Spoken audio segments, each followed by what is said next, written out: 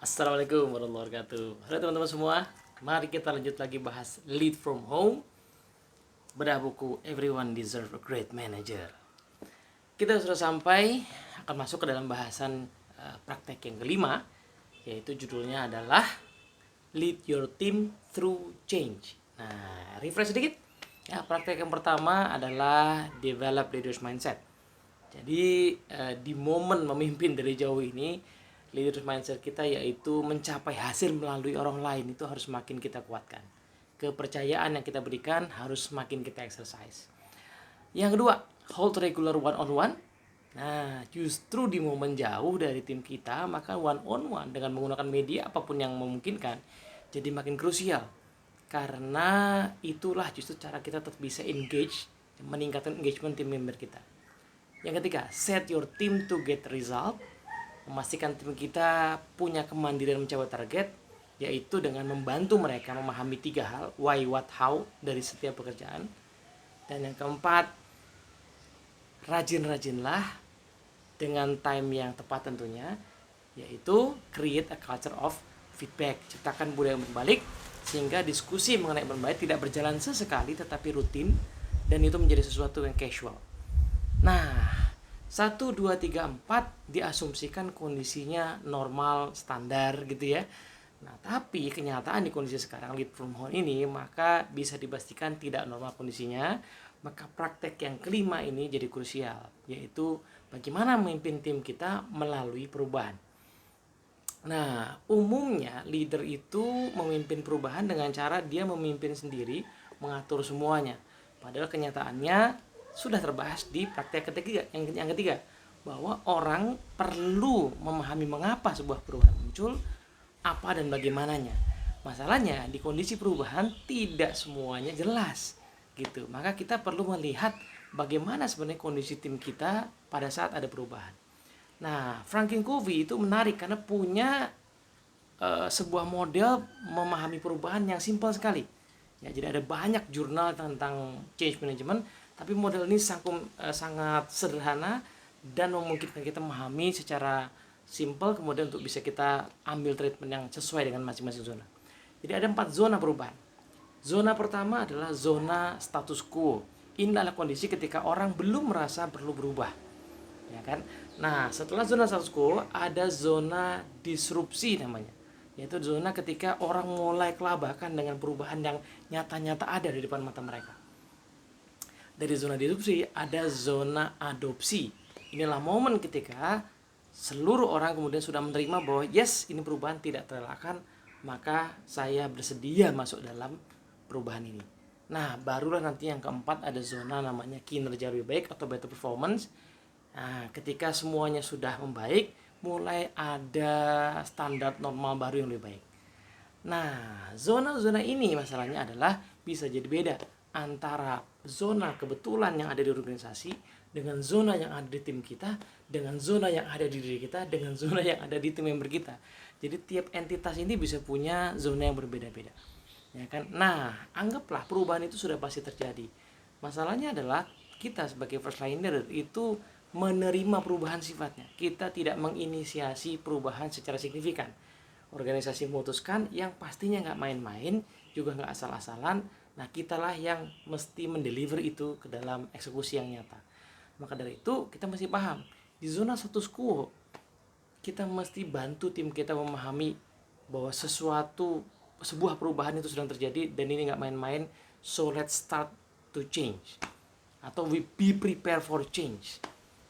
Nah, karena begitu perubahan diperkenalkan, apakah perubahan itu karena ada inisiatif dari manajemen atau karena kayak sekarang nih tiba-tiba aja terjadi perubahan gitu ya, maka semuanya pasti akan masuk ke dalam zona disrupsi. Di zona disrupsi agak berbeda karena orang-orang merasakan kondisi emosi yang tidak stabil, kondisi kecemasan, rasa takut, maka keterampilan mendengar empati kita mesti lebih sering dipergunakan untuk membiarkan orang mengeluarkan emosinya, kemudian bisa berpikir dengan lebih jernih. Nah, setelah disrupsi diatasi, nah zona disrupsi bisa geser ke zona adopsi ketika ada titik yang namanya titik pengambilan keputusan. Dalam diri tiap orang sudah mengatakan, oke, we need to change, I need to change. Nah, masalahnya zona itu bentuknya gini nih, set, melengkung, kemudian bernaik. Nah, melengkungnya ini turun ke bawahnya, disrupsinya itu masalahnya tidak ada standar kedalaman yang jelas, karena bisa jadi orang mengambil keputusannya tidak segera. Maka tugas kita sebagai leader adalah memastikan zona status quo dan disrupsi ini nggak lama-lama, yaitu one on one kalau diperlukan. Pastikan orang yang tadinya masih status quo geser ke disrupsi, orang merasakan gangguan gitu ya. Kalau sudah gangguan maka geser ke adopsi gitu. Nah, di zona adopsi ketika orang sudah ambil keputusan, inilah zona ketika orang bersedia untuk belajar hal-hal baru. Memang belajar hal-hal tidak mudah. Contoh kayak sekarang, banyak organisasi akhirnya harus video call. Banyak yang masih gaptek. Gimana caranya pakai video call, ya kan? Pakai video call, budgetnya nggak ada, ya akhirnya sekian puluh menit harus berhenti dulu. Wah, repot ini itu macam-macam. Ini nanti ternyata perusahaan sudah menyediakan sekian room meeting, ternyata kepake semua, ribut lagi. Jadi zona adopsi tidak semudah yang dibayangkan, yaitu mulus kurvanya, dia bisa berliku-liku. Di momen inilah maka perubahan sekecil apapun mesti kita apresiasi. Momen pergeseran progres sesederhana apapun mesti kita apresiasi. Ini nyambung dengan perilaku yang praktik yang keempat, yaitu create a culture of feedback. Pastikan di setiap inisiatif perubahan itu ada feedback yang didapatkan, kemudian kalau ada yang perlu perbaiki segera, kalau ada yang bagus diperkuat, dikasih reinforcing feedback supaya pelan-pelan pergeserannya itu makin mulus, kurvanya makin mulus. Nah, di momen ketika orang sudah terbiasa, saya mengamati mungkin di banyak organisasi di minggu ketiga ini work from home sepertinya sudah mulai ada zona adopsi yang lebih mulus, orang sudah biasa, orang tahu kuotanya bakal terkuras lumayan, tetapi dia juga tahu bahwa iya kompensasi dari tidak keluar bensin lah ya gitu ya. Jadi pemakluman sudah terjadi ya, orang mulai menemukan cara-cara dan ide-ide kreatif.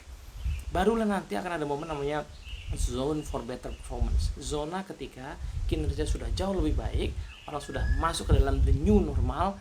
Nah, baru kinerja hasilnya baru kelihatan lagi. Nah, zona kinerja lebih baik di kondisi kayak sekarang mungkin akan baru terjadi beberapa bulan lagi. Mudah-mudahan segera selesai ya wabah ini. Tapi itu hanya terjadi kalau kita menggeser terus zona perubahan ini. Kalau orang masih di gangguan, masih diadopsi, apalagi masih status quo, sepertinya better performance makin akan jauh. Jadi sekarang adalah momen untuk menggeser zona demi zona sehingga nanti better performance ya ketika momennya sampai itu akan bisa tercapai dengan optimal. Nah, di better performance sebenarnya tidak mudah juga karena kita harus mulai membuat standarisasi. Kita harus mulai buat improvement, mulai membuat target-target baru, mulai membuat memastikan ya orang-orang itu tetap engage. Kenapa?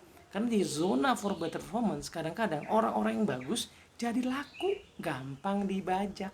Nah, PR juga nih ya kan, maka one on one praktek kedua jadi krusial. Nah, bagaimana memastikan orang tetap engage dan loyal kepada organisasi supaya perjalanan kita bisa sustain. Nah, teman-teman, menarik sekali bahwa 4 zona perubahan ini ternyata terjadi di banyak hal, tidak hanya urusan perubahan organisasi atau perubahan yang signifikan. Ya, even di level individu kita sekalipun, coba silakan cek. Nah, kita bangun kebiasaan baru, biasanya tidak langsung jadi. Pertama status quo dulu. Saya cukup lama pengen bisa punya habit olahraga, tapi status quo aja nggak gerak-gerak.